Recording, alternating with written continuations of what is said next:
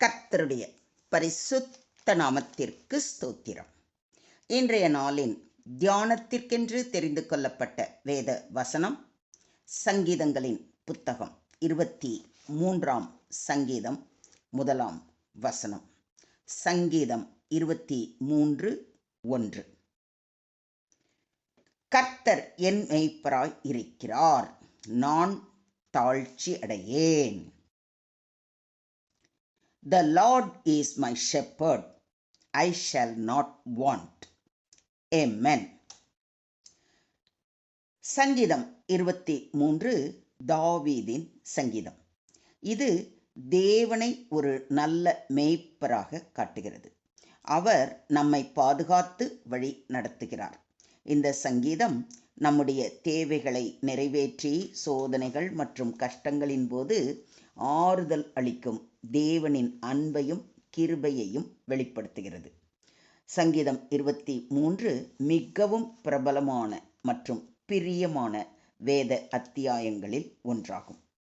அதன் உள்ளடக்கங்கள் கொந்தளிப்பு மற்றும் சிரம காலங்களில் தேவனின் கிருபையையும் வழிகாட்டுதலையும் நினைவில் கொள்ள மக்களை தூண்டுவதாக அறியப்படுகிறது.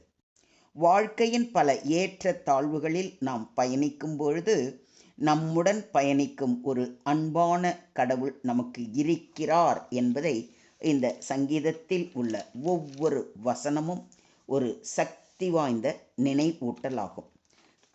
தனது சொந்த மக்கள் மீதான தனது மிகுந்த அன்பையும் அக்கறையையும் வெளிப்படுத்தும் எதனுடனும் ஒப்பிடப்படுவதற்கு மகத்தான கடவுள் தன்னை அனுமதிப்பது நன்றியுடன் போற்றுதலுக்குரிய விஷயமாக இருக்க வேண்டும் என்று சார்ல்ஸ் ஹெச் ஸ்பர்ஜன் கூறுவதை டேவிட் கருவூலம் புத்தகத்தில் வாசிக்கிறோம். தாவீது தானே ஒரு ஆடு மேய்ப்பராக இருந்தார். ஆடுகளின் தேவைகளையும் ஒரு மேய்ப்பனில் பல அக்கறைகளையும் புரிந்து கொண்டார். அதனால்தான் அவர் தன்னையே அந்த ஆடாகவும் தன்னை பாதுகாக்கும் தேவனை மேய்ப்பராக, பாதுகாவலராக, இயக்குனராக, உண்மையில் தனது எல்லாமுமாக எடுத்துக்கொண்டு இந்த சங்கீதத்தை பாடுகிறார்.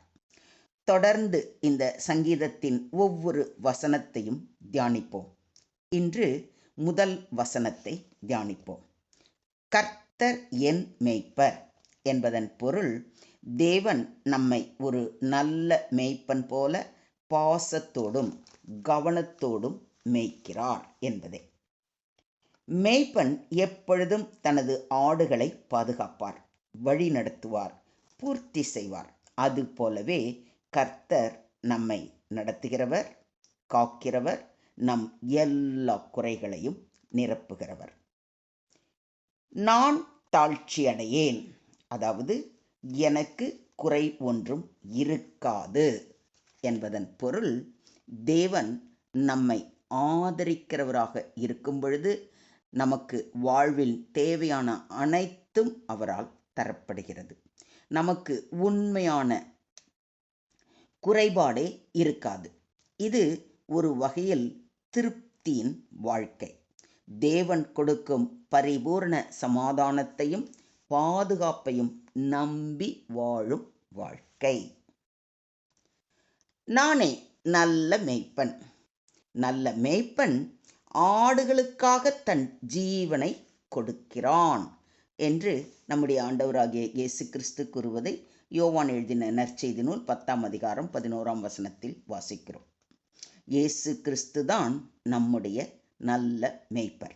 அவர் நம்மை காப்பவர் மட்டுமல்ல, நமக்காக நம்முடைய பாவங்களை கழுவி சுத்திகரிப்பதற்காக தம்மையே ஜீவ பலியாக ஒப்புக்கொடுத்து நல்ல மேய்ப்பன் ஆடுகளுக்காக தன் ஜீவனை கொடுக்கிறான் என்ற வார்த்தையை நிரூபித்து காட்டினார். கர்த்தராகிய ஆண்டவர் சொல்லுகிறது என்னவென்றால், இதோ நானே என் ஆடுகளை விசாரித்து அவைகளை தேடி பார்ப்பேன். ஒரு மேய்ப்பன் சிதறுண்ட தன் ஆடுகளின் நடுவே இருக்கிற நாளில் தன் மந்தையை தேடிக்கொண்டிருக்கிறது போல நான் என் ஆடுகளை தேடி மப்பும் மந்தாரமுமான நாளிலே அவைகள் சிதறுண்டு போன எல்லா இடங்களிலும் இருந்து அவைகளை தப்பி வர பண்ணுவேன் என்று கூறுவதை எசேக்கியேல் தீர்க்கதரிசியின் புத்தகம் 34ஆம் அதிகாரத்தில் வாசிக்கிறோம். தேவன் நம்மை பாதுகாக்கிறவர் மாத்திரமல்ல, சிதறுண்டு கிடக்கும் அவர் மக்களை தேடி கண்டுபிடித்து காக்கிறவர். இதை விசுவாசிக்கிறீங்களா? மேய்ப்பனை போல தமது மந்தையை மேய்ப்பார். ஆட்டு குட்டிகளை தமது புயத்தினால் சேர்த்து தமது மடியிலே சுமந்து கரவலாடுகளை மெதுவாய் நடத்துவார் என்று ஏசாயா தீர்க்கதரிசி கூறுவதை ஏசாயா 40:11 வாசிக்கிறோம். எத்தனை அன்பான தேவன் பாருங்கள். அவர் நம்மை மிகவும் பரிவாகவும் கருணையுடனும் நடத்துகிறார். ஆகையால் எண்ணத்தை உண்போம், எண்ணத்தை குடிப்போம், எண்ணத்தை உடுப்போம் என்று கவலைப்படாதிருங்கள். இவைகளை எல்லாம் அஞ்ஞானிகள் நாடி தேடுகிறார்கள். இவைகள் எல்லாம் உங்களுக்கு வேண்டியவைகள் என்று உங்கள் பரமபிதா அறிந்திருக்கிறார். முதலாவது தேவனுடைய ராஜ்யத்தையும் அவருடைய நீதியையும் தேடுங்கள். அப்பொழுது இவைகள் எல்லாம் உங்களுக்கு கூட கொடுக்கப்படும் என்று நம்முடைய ஆண்டவராகிய இயேசு கிறிஸ்து கூறுவதை மத்தேயு எழுதின நற்செய்தி நூல் 6ஆம் அதிகாரத்தில் வாசிக்கிறோம்.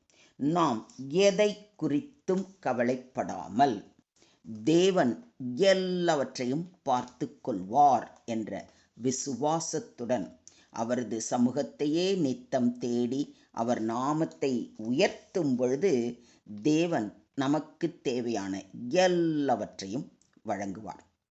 மொத்தத்தில் இன்றைய தியான வசனம் மூலம் நாம் கற்றுக்கொள்ளும் பாடம், கர்த்தர் நம் மெய்யான மேய்ப்பர். உண்மையான திருப்தி அவரிடம்தான். நம்பிக்கை, சமாதானம், தேவையின் பூர்த்தி அனைத்தும் அவரிடம் நமக்கு உண்டு. கர்த்தரை நம்பி முழுமையாக ஒப்படைத்திருக்கும் வாழ்க்கையில் எந்த சந்தேகத்திற்கும் எந்த அஞ்சலுக்கும் இடம் இல்லை. தேவன் தாமே நம்முடைய தேவைகளை அறிந்திருப்பார். நாம் எதையும் தாங்களாகவே பிதற்றிக்கொண்டு தேட தேவையே இல்லை. எனவே ஆடுகளாகிய நாம் நல் மேய்ப்பனாகிய ஆண்டவரிடம் நம்மை முழுமையாக ஒப்படைப்போம். அடுத்து அவர் என்ன செய்வார் என்பதை 2ஆம் வசனத்தின் மூலம் நாளை அறிந்து கொள்வோம். அதுவரை, ஆண்டவரே என் ஆயர், எனக்கேதும் குறை இல்லை என்று பரிபூர்ண திருப்தியுடன் அவர் பாதம் பணிவோம். தேவனுக்கே மகிமை உண்டாவதாக. ஆமேன், ஆமேன், ஆமென்.